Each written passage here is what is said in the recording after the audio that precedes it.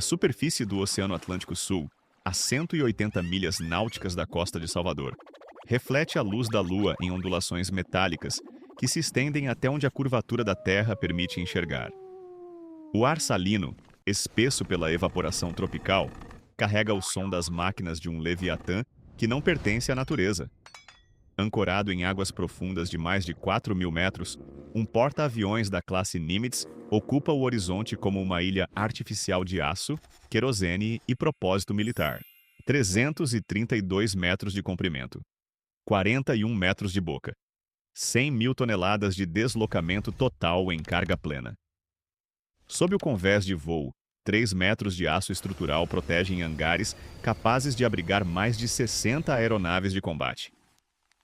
Abaixo da linha d'água, mais de 2.000 compartimentos estanques subdividem o casco em uma colmeia de redundância projetada para conter a fúria de torpedos e mísseis antinavio.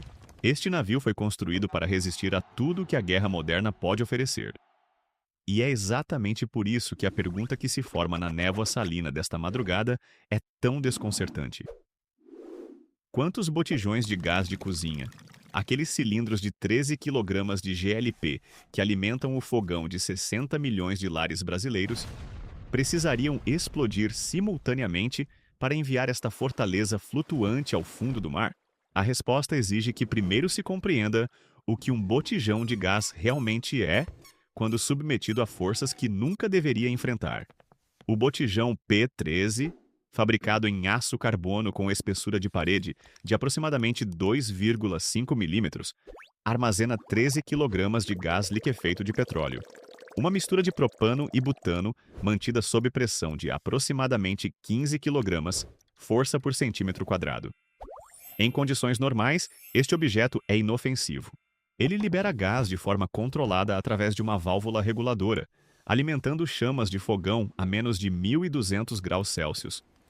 Mas quando o botijão é submetido a calor externo direto, quando as chamas de um incêndio lambem seu casco metálico e enfraquecem a estrutura molecular do aço até o ponto de colapso. O resultado é um fenômeno que a engenharia de segurança classifica com um acrônimo que soa como um verbo de destruição: BLEV. Boiling Liquid Expanding Vapor Explosion. Explosão de vapor em expansão de líquido em ebulição. O líquido pressurizado, subitamente exposto à atmosfera, entra em ebulição explosiva instantânea, transformando-se em vapor a uma velocidade que supera a capacidade do recipiente de contê-lo. O casco de aço se rompe como uma casca de ovo sob a martelada de um gigante, projetando fragmentos metálicos a velocidades que excedem 300 metros por segundo. A nuvem de gás se inflama, gerando uma bola de fogo com temperatura de superfície superior a 1.300 graus Celsius. E no centro dessa catástrofe, uma onda de choque se propaga radialmente, comprimindo o ar com uma sobrepressão capaz de perfurar tímpanos e rachar paredes a dezenas de metros de distância. Existem várias direções que poderíamos tomar com isso, mas lembre-se, este é apenas um cenário que eu imaginei às 2 da manhã enquanto tentava dormir. Pode não ser cientificamente perfeito, mas é o que eu achei mais interessante.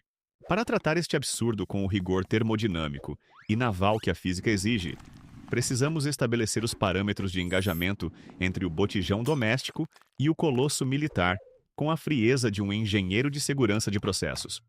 Os 13 kg de GLP contidos em um botijão P13 possuem um poder calorífico de aproximadamente 46 megajoules por quilograma, totalizando cerca de 598 megajoules de energia química bruta.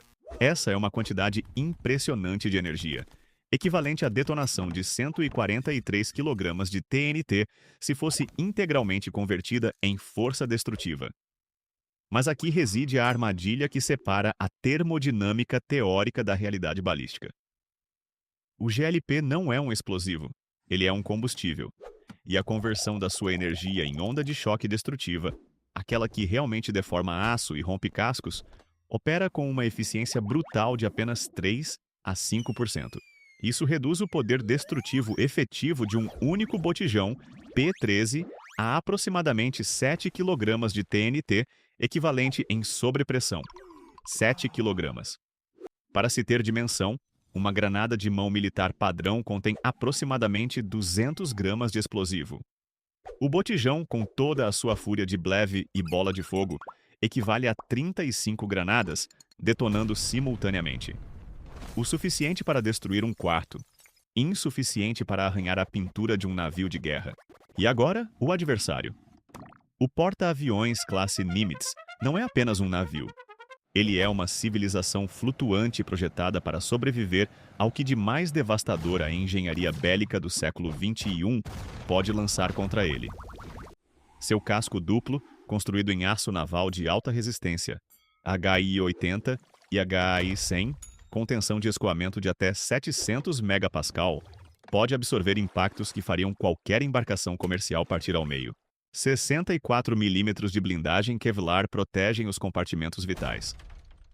Os mais de 2.000 compartimentos estanques significam que mais de 3/4 do navio podem ser inundados antes que a flutuabilidade global seja comprometida além do ponto de recuperação.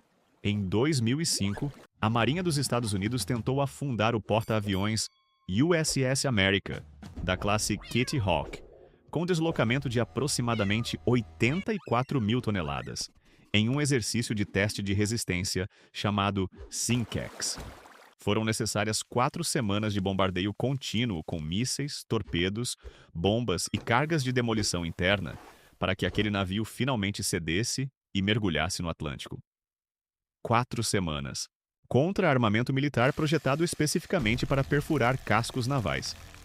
E mesmo assim, o navio precisou ser afundado com cargas de escutelamento colocadas manualmente dentro da estrutura, porque os ataques externos sozinhos não foram suficientes. O cálculo, portanto, exige uma estimativa conservadora e rigorosa. Para garantir a ruptura estrutural catastrófica de um casco de 100.000 toneladas, com redundância estanque distribuída em mais de 2.000 compartimentos, a engenharia de sobrevivência naval estima que seria necessária a aplicação de pelo menos 500 toneladas de TNT em pontos críticos ao longo da quilha e da linha d'água. 500 toneladas de TNT equivalem a 500.000 quilogramas de explosivo de alta potência. Cada botijão P-13 gera 7 quilogramas de TNT, equivalente em sobrepressão. A divisão é implacável. 500.000 dividido por 7 resulta em aproximadamente 71.400 botijões de gás. 71.400 cilindros de 13 quilogramas, cada um medindo 55 centímetros de altura e 36 centímetros de diâmetro, precisariam atingir o estado de bleve simultaneamente e canalizar toda a sua energia destrutiva contra o casco do porta-aviões. O primeiro obstáculo é logístico, e ele já beira o surreal. 71.400 botijões P-13 empilhados formariam uma torre com mais de 39 quilômetros de altura, ultrapassando a estratosfera e entrando na mesosfera terrestre. Enfileirados lado a lado, cobririam uma faixa de mais de 25 quilômetros de extensão. Seu peso combinado, incluindo o metal dos cilindros e o GLP armazenado, atingiria mais de 1.900 toneladas. Seria necessário um navio cargueiro inteiro apenas para transportar as armas improvisadas até o alvo. Mas o problema logístico é o menor dos obstáculos. A questão fundamental é a física da transferência de energia. Uma explosão de bleve em ar aberto dissipa sua onda de choque radialmente em todas as direções. Menos de 10% da energia se propaga na direção de qualquer alvo específico. Para que os 71.400 botijões entregassem toda a sua energia contra a lateral do casco do porta-aviões, seria necessário que estivessem posicionados em contato direto com a superfície do navio, distribuídos simetricamente ao longo de toda a extensão de 332 metros do casco, como uma segunda pele de aço pressurizado. Imagine a cena. Mergulhadores industriais na escuridão completa do fundo oceânico fixam 71.400 botijões de gás contra a quilha e a linha d'água de um navio de guerra nuclear americano, usando cabos de ancoragem e ímãs industriais. 560 botijões por metro linear de casco. Camadas de 3 e 4 botijões de profundidade em cada ponto de fixação, formando uma crosta metálica de quase 2 metros de espessura ao redor do navio. A imagem é absurda e grotesca. o maior instrumento de projeção de poder militar do planeta, vestido com uma armadura feita dos mesmos cilindros que aquecem o café da manhã em Copacabana e fritam o ovo em Manaus. A detonação simultânea dos 71.400 botijões, assumindo que cada um atinja o estado de Bleve no mesmo milissegundo, geraria uma onda de sobrepressão acumulada equivalente a 500 toneladas de TNT concentradas contra a superfície do casco. O efeito hidrostático da explosão subaquática amplificaria a eficiência em até 40%, já que a água, incompressível, transmite ondas de choque com perdas mínimas em comparação com o ar. A quilha seria submetida a uma flexão vertical instantânea que excederia sua resistência estrutural máxima.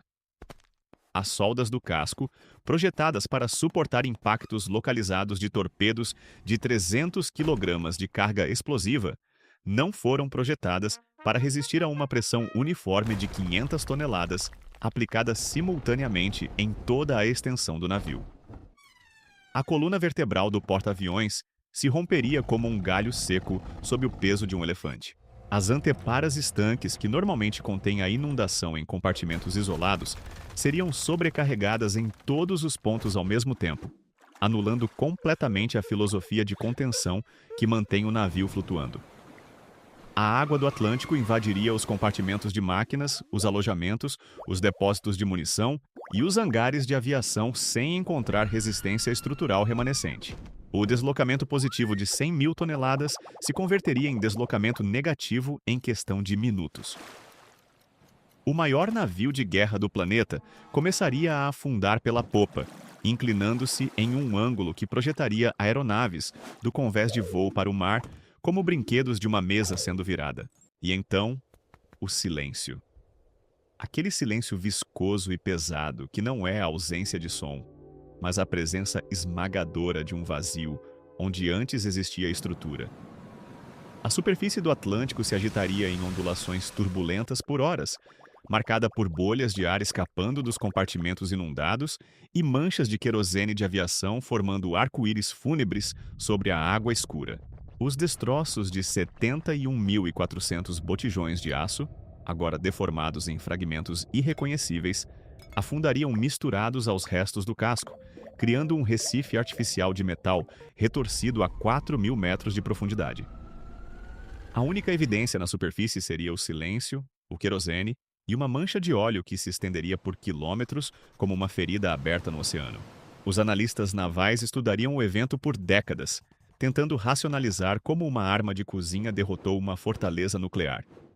Os engenheiros de segurança de processos reescreveriam seus manuais de risco, adicionando uma nota de rodapé sobre o potencial destrutivo agregado de equipamentos domésticos quando escalados à escala industrial. Mas nas docas dos portos do Nordeste brasileiro, nas barcaças de pesca que retornam ao cais com redes vazias e histórias cheias, os marinheiros contarão uma versão diferente.